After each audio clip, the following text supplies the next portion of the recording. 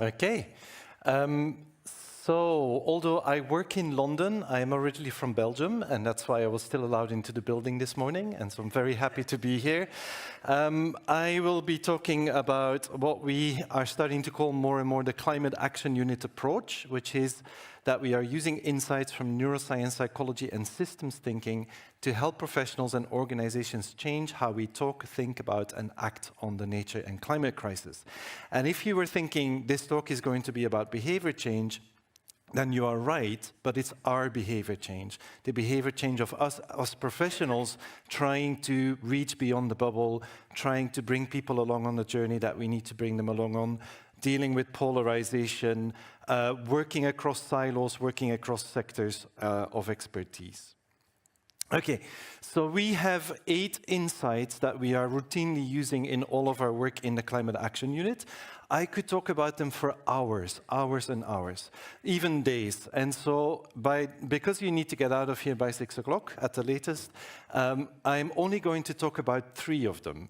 And I'm going to apply these insights in some ways to the work that you are doing as professionals working in the energy space. There are many more forms of application possible. That's really where the crux of our work sits.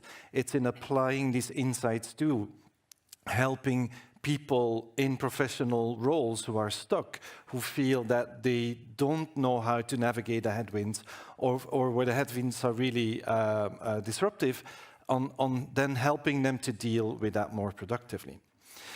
So we're going to be talking about the 2 orange ones, which help us to understand why things aren't going as we think they should be going. And then the green one is the get out of jail card. That's the one that will help us to come up with another response than the one we are using today.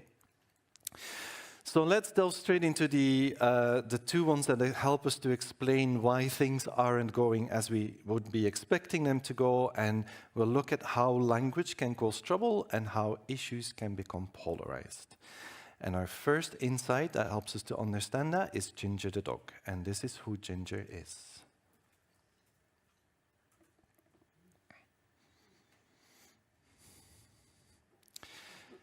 So this is a Far Side cartoon of a man who's berating his dog in long sentences, and what the dog hears is blah, blah, blah, blah, blah, Ginger, blah, blah, blah. We use this to describe all of those situations in life where what we think we are saying is not what other people hear. And Ginger is so omnipresent in any debates about climate and energy that we need to roll him out everywhere.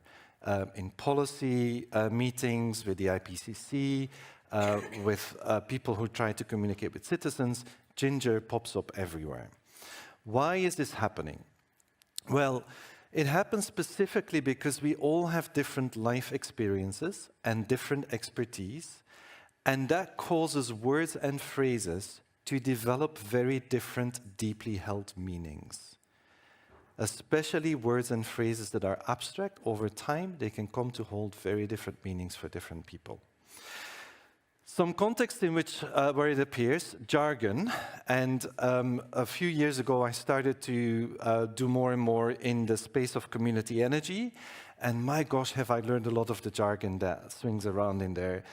The CEP, NCEPs, MFFs, RED 1, 2, and 3, all these kinds of things that you're routinely using if you're very familiar in that domain, but you don't really know if you're sitting outside of that. But it also appears in other places, specifically in the domain where in different sectors people are used at doing things in a different way, and we call that practice differences. And practice differences is like if you constantly work with the framing that Christiana used of kilowatt hours, then that becomes very intuitive to you. You start to understand that very, very easily. But then if you don't have a practice related to that phrase, then you will not develop that kind of understanding. It can also lead to different kinds of understanding. So whenever we bring economists and climate scientists together in the room, we know that they have almost the opposite definition of the word risk, which means that once they start to talk to each other about climate risk, they are really like ships sailing past each other in the night. There is very little connection going on between them. The third place, or the third context in which it appears, is in value differences. And values are, for psychologists, the answers to the question, what do you care about in life? What's important to you? And we're going to look at two examples of practice, one example of practice differences and one example of value differences. But before that, a little bit of the science behind ginger. So here's a study from the start of 23 from some psychologists, and they had looked at how people understand very simple common words like animal names, like penguin and chicken. And they found that even for those simple words, 10 to 30 different variants of word meanings existed amongst the people that they did the research with, even for those very common words. And the second sentence there is very important. People are unaware of this variation and exhibit a strong bias to wrongly believe that other people share their meaning. We have our understanding of these words, and we've forgotten or we don't understand that other people may think of them very differently. All right, let's look at an example of practice differences and the policy mood music. When we started to work in the domain of climate and energy policy some years ago, we discovered quite early on that there is always a policy mood music. There's always a prevailing wind. At the moment, it's turning against the energy transition, but some years ago, it was more sort of like a tailwind. But that policy mood music affects how words are understood at each moment in time. And at the start of 2020, we started to work with academics at Oxford University who had done some modeling around the cost of technology, of energy technologies, and how if you take just the past historical costs and you put them in a model and you project it a decade forward, you actually get results that are really exciting. You get results that show that you can decarbonize your energy system a lot faster than most organizations are thinking, that electricity could become a lot cheaper than it is today, etc. Simply on the best available knowledge that we have of the past. And they were running into a lot of headwind with that message, because the prevailing policy mood music said that the energy transition is costly. And so anyone who comes to say that the energy transition could save you money, certainly in 2020, that created a lot of headwind. Things have moved on a bit from now, so maybe that message has become more accepted. But one thing that we started to do with them is we said, okay, explain your message, and we'll put you in front of a bunch of policymakers, and we'll get their responses, and then we'll tell you how you can adapt your message. And I'll pick just one example of ginger showing up in that work. So when the academics said renewable energy technologies, the policymakers understood energy that isn't secure. They reacted with, yeah, but your model is all good and well, but what if the wind doesn't blow and the sun doesn't shine? You need to pay very, very dearly for that grid integration of your renewable technologies. Now, what the academics actually meant, their model consisted of solar, wind, and energy storage technologies like batteries, hydrogen, and ammonia. And if you put those energy storage technologies in your mix, you're already taking care of that grid integration to a very large degree. So the solution that we gave them was like, because people aren't hearing when you use that phrase renewable energy technologies, they automatically jump to the conclusion you're only talking about solar and wind. So therefore, in your report that you're writing, in your papers that you're writing, keep on repeating that message and do it 5 times in the first pages of your report. So, and that became then a sentence like, the renewable energy technologies included in our energy model, open brackets, solar, wind, batteries, hydrogen, and ammonia. And then emphasize that message that taken together, they allow for grid integration and to deal with the intermittency of solar and wind. So that was one example of how we helped them to overcome ginger. And gradually, the resistance against their messages started to change, and they are now even writing their scientific papers in a different way as a result of the work that we did. Okay, so let's look at another example, one of value differences. So remember that values are the things that people care about in life. And here, a just and fair transition. That word just and fair, I've heard that many, many times today. So let's look at what we actually mean with that. And I'm going to put 2 questions on the screen and ask you to pick a number from 0 to 5 for both of them. So on a scale from 0 to 5, how much do you agree with these 2 statements? A fair society is one with low levels of inequality. If you don't agree with that at all, then you give it a 0. If you agree with that very, very much, you give it a 5. You can pick a number in between. And then a fair society, statement B, a fair society is one where people don't take more than they've worked for. 0 for not at all, 5 for very, very much. Write down the 2 numbers or put them in your head. Number for A and a number for B. And then I would like you to do B minus A in your head. So take your B number and subtract your A number from that. Okay, so keep that number in your head. We are now going to create some chaos in the room. And what I would like you to do is form a human histogram. But because the room is so strange, we're going to do it in making use of this space. So I'm the red cross on the screen. I'm standing here. On my left, begin the minus numbers from -5 all the way up to the top of the oval where the 0 is. And then coming down again are the numbers from 1 to 5, the positive numbers of that B minus A, right?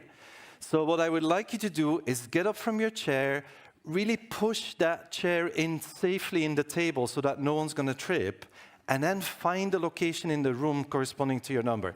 I'm making a prediction that this side's going to be very full and that side's going to be quite empty. Go ahead. And say hi to your neighbors when you find that spot. I'm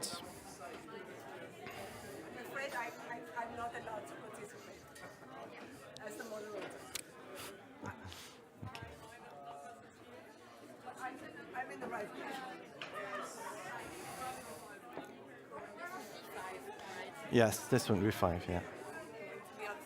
Okay. Can you distract the right from the right? B minus A? Yeah.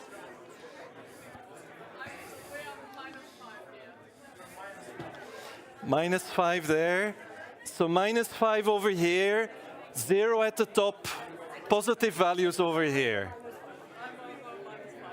Okay, so observe where we are standing. Very few people here on the plus side, lots of people there at the top, and then some towards the -5. Okay, so take your seat again. We'll explain why this is happening or what this means.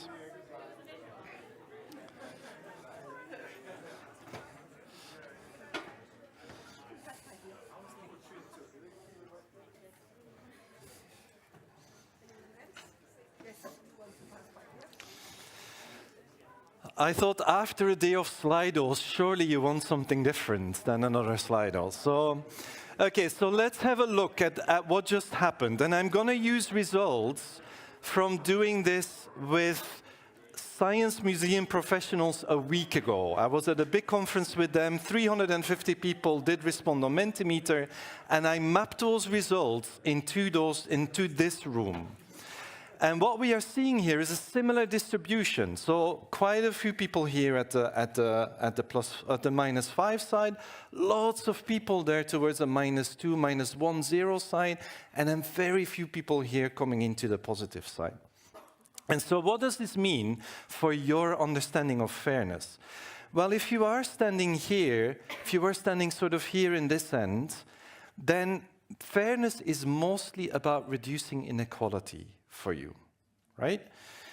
If you were standing at the top of the table, then fairness is almost equally for you about reducing inequality and something that psychologists call proportionality, not cheating, not taking something from the system that you haven't worked for, or not someone taking something from you and give it to someone else that they haven't worked for it. And if you were standing here, then it starts becoming more about proportionality. Now, whenever I do this with people who work in the climate and energy space, I'm getting this distribution. When I did it with community energy people, everyone was standing on that side of the room. Nobody was standing here. So you're already a little bit more diverse than the ones that are working on community energy alone. Now, why is this important? Because energy policies need to speak to both meanings of fairness, to have widespread support, and to avoid getting a backlash against them. On the left, you see the yellow vests in France, and any kind of protest, farmer protest, or any kind of populist vote that you're seeing at the moment. The protests there are driven by fairness as a sense of proportionality. People who feel that these energy or environmental policies are unfair because they are punishing them in a certain way. If you're looking at the other protests on the right, those are protests driven by fairness as inequality reduction. So we need to reduce inequality in society. Any policy that violates that is then what brings those people out on the street. So if you come up with an energy policy that speaks to one but not both of these fairness definitions, you're in trouble from one part of the political spectrum. So value the people who are standing on this side of the room, because they can tell you when a policy would start grating for them, because you already have that sort of fairness as inequality reduction in you. That's very common for you to already think about that. By the way, there is no right or wrong in this. Like Ginger the dog is just what is. There is no normative. I'm not saying one is better than the other one. It just helps us to understand how reality is. Fairness also plays out in bigger ways in policy making. So this was a line from a Financial Times article in which an advisor to Trump spoke about the trade tariffs. And the word fairness pops up quite a bit in that article. And he says, all America wants is fairness. President Trump is simply charging you what you are charging us. What's fairer than that? This is completely fairness as proportionality that is driving that idea. This has got nothing to do with inequality or whatever. It is that proportionality. Okay, so take-home messages of Ginger. What we think we say is often not what other people hear. Ginger the dog can often only be managed, not resolved. And you can surface Ginger and then start working your way around it.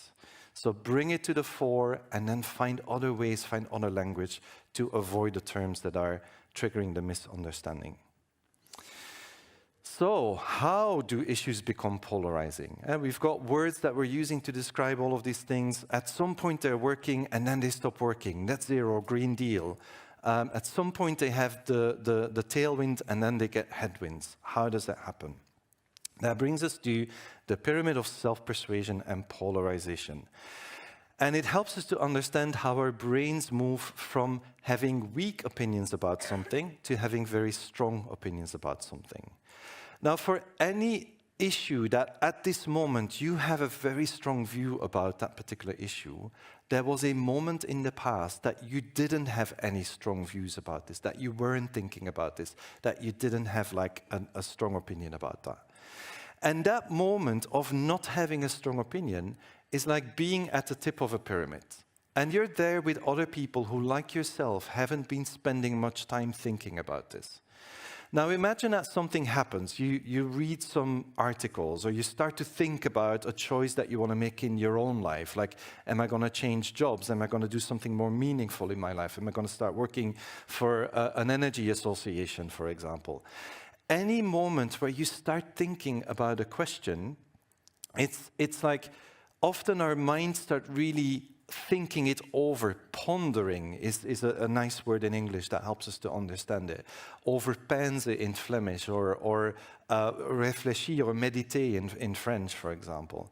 And so your mind starts really thinking about that thing. And usually what happens is somewhere in that process of thinking, at some point, you're going to make a decision. You're going to say, you know, based on all the thinking that I've done so far, I think I'm going to do this. I think I'm going to look at what jobs are available. I might send in a job application. Or maybe I'm going to start talking to friends and family about something. So anytime we make an action, we make a decision, we take an action, it's like a step off on one side of that pyramid. And what immediately happens in our brains after taking that first action is that there's a rush of chemicals in our brains that give ourselves a pat on the back for making a good decision. So our brain is really saying, well done for making this decision. And you feel really good about the decision that you've just made.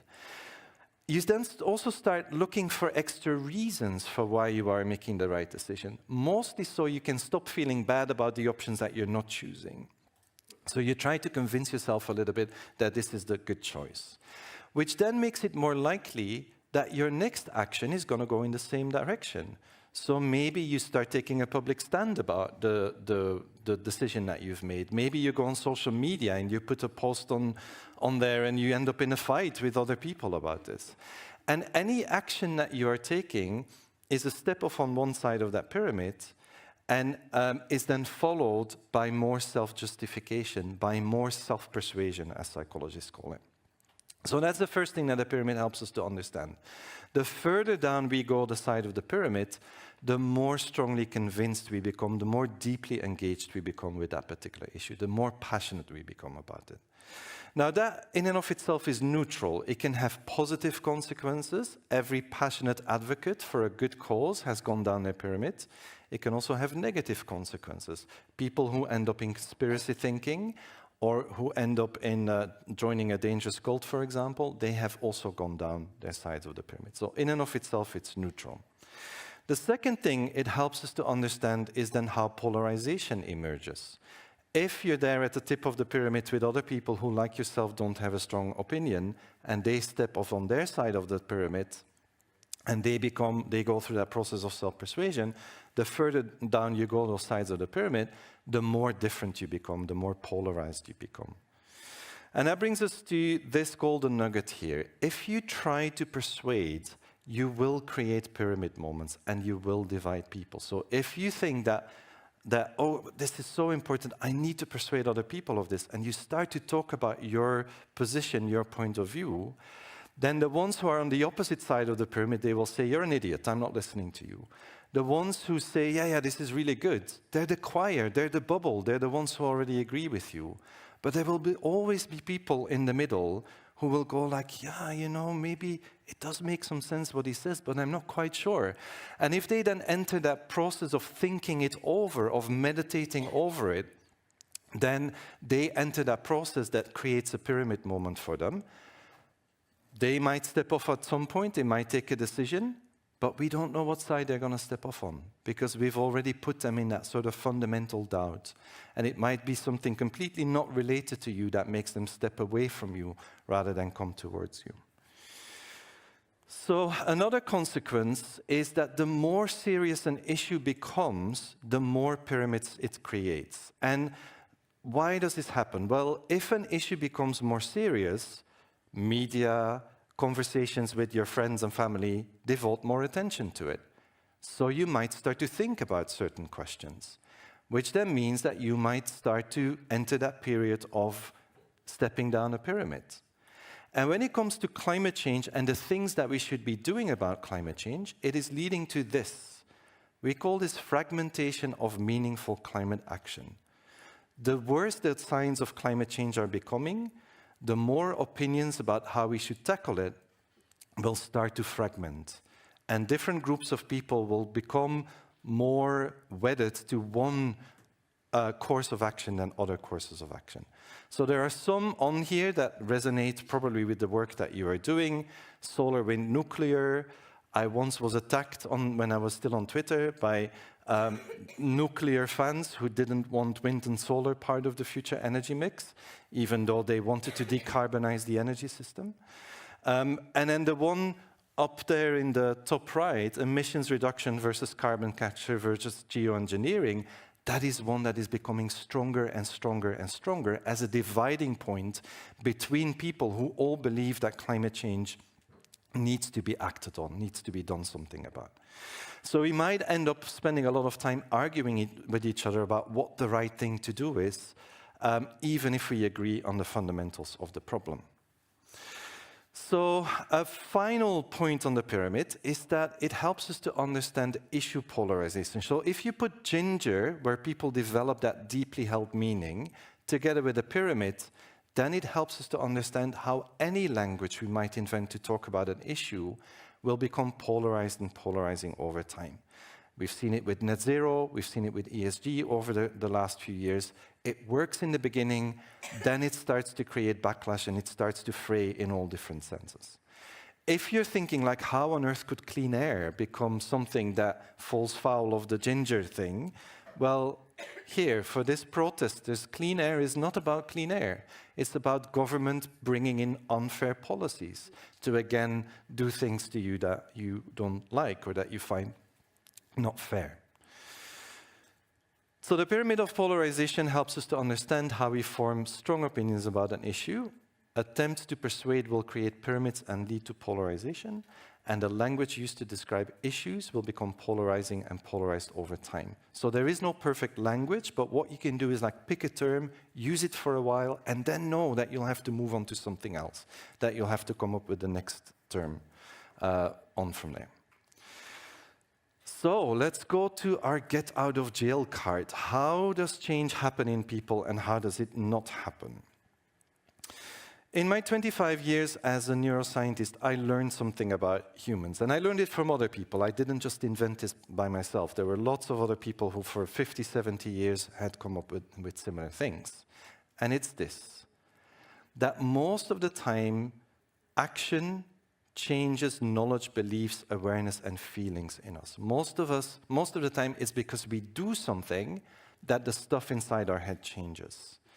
Now, what I learned from working in the climatosphere, which is anything related to climate change, including the energy community is intersecting with that, is that there's a conventional wisdom that goes the opposite direction. We need to give people knowledge, we need to change their beliefs, we need to raise awareness, we need to speak to their feelings. And any of those things will then help us to, any or some of these things will lead us to action or behavior change. Now, that doesn't work very well, unfortunately. And why is that not working? Well, a lot of the time, people don't know how to overcome barriers that get in the way.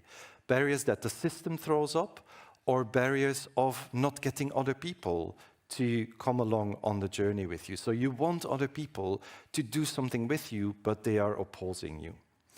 And so it's when we're struggling with overcoming those barriers that we are that knowledge, beliefs, awareness cannot translate into action or behavior change.